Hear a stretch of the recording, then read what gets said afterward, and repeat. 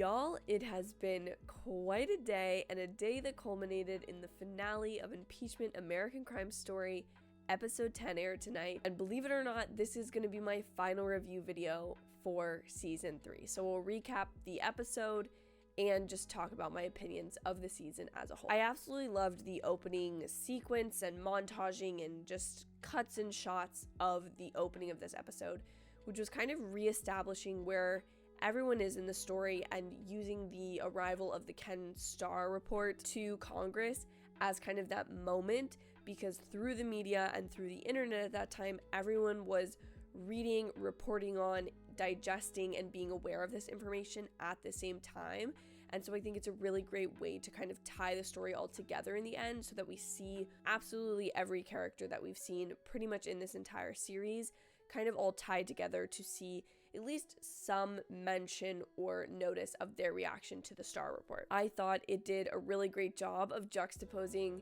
the criticism struck against different people, what different individuals were concerned about at the time, and I also think it just had a really great momentum to it that I really, really enjoyed for the start of the season finale. There's a lot of discussion in this episode, both throughout it and at the end, about men not being punished for things like scandals in the same ways that women are, but it specifically comes up when Monica is talking to her friend and she's trying to talk about what her life is going to be like after that, and she comes home and turns on the TV and feels like men in these scandals aren't the ones that are held liable, even if they are the ones that are the main perpetrators. At the end of this episode, there's a bubble burst that we see kind of like a lack of interest in this scandal, that almost once everything is out and it has gone to the extreme lengths, not only of divulging personal information, but extremely intimate and sometimes vulgar information in terms of Monica and Bill's sexual relationship.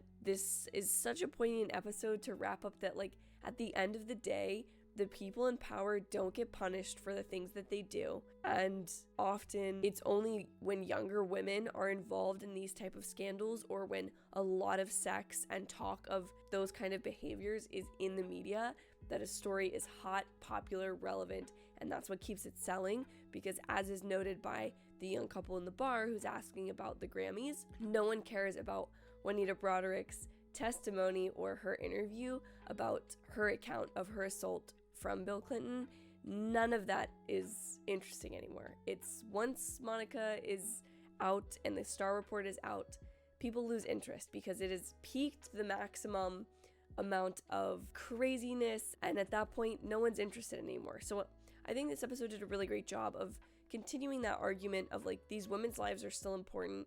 no matter what side of the aisle they're on, no matter how they're remembered, no matter how the media portrayed them at the time, because ultimately, in this case, the man, in many people's opinion, got off kind of scot-free and didn't really have to face the impacts of this. Even the women in his life who supported him faced more consequences than he himself did. I'm not trying to be a cynic or like state that this is like just always how it is. I just think this season as a whole makes that argument very well, and it succinctly wraps that up in this finale episode. I really appreciated the juxtaposing of the two photo shoots of Hillary's photo shoot for the cover of Vogue and Paula Jones' shoot for Penthouse. I felt it really showed that if you go against a man in power such as Bill Clinton, speak out against him, even if you are legitimate, you do not gain the respect, and ultimately you have to move on with your life and do the things that you see best fit to, for her, support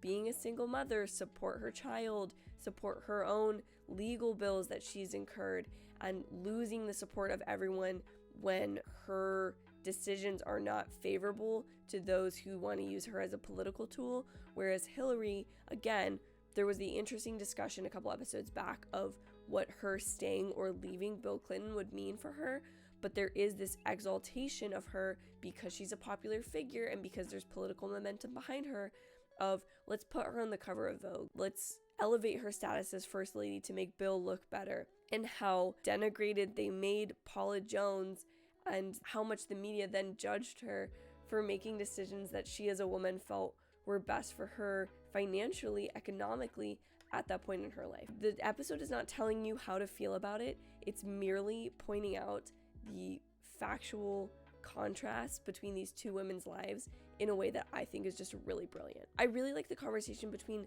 Linda and her book editor. I think her name is Lucienne. I am kind of blanking there, but I really liked that Linda makes the line of like, this was never about a book deal for me, when that's the first thing we see her talking about in this series, is trying to get that book deal. You see Linda throughout this episode completely not a part of the narrative anymore, and really just only getting the negative sides of the media and her involvement in this scandal. That was just such a great line of like, you went through all of this trouble, you exposed these things for better or for worse, and now where are you? Are you better off? I do feel like this show has just presented you the facts in a much more emotionally affective way, so that you can take it and just really decipher all of these different bits and ask yourself these questions of like, if I was in so-and-so's shoes in this situation,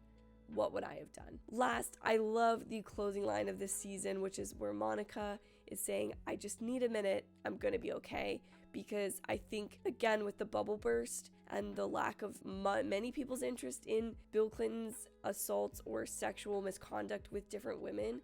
once that interest was lost, I think a lot of people, including Monica, probably assumed that things would just die down and go away, and within a year or two, as she says to her friend, she would be moving on and like doing new things. And yet here we are 20 plus years later, and she's still discussing these things. That's still always tied to her name, which again is not necessarily the cynical note that I want to end this on, because obviously she is almost saying like, give me a minute, after the series ends, I'm gonna be fine. And she's reclaimed her narrative now fully, and she's moving on. She's doing other projects that aren't directly related to her scandal and her involvement in this, and I'm very happy for her and for any people involved in this who felt like they were given peace, including Linda Tripp's daughter Allison, who has spoken to Vanity Fair about how much this series and Sarah Paulson's portrayal of Linda really did help her feel like she was able to grieve part of what was going on at this time in her own life, which I thought was just really great. And I will link the article down below so that you can read it. So now that you have heard me struggle through this video with my ever decreasing voice, what did you think about season 3 of American Crime Story, Impeachment? Was it satisfying? Is it your favorite of the seasons? You let me know in a comment down below. Also, be sure to like this video if you enjoyed it, and hit the subscribe button so you don't miss any other videos from me, because I usually don't sound like this, and I love talking entertainment, so you're not going to want to miss my other content. Thank you all so much for watching. Have an absolutely amazing day, and I will see you in my very next video. Bye, y'all.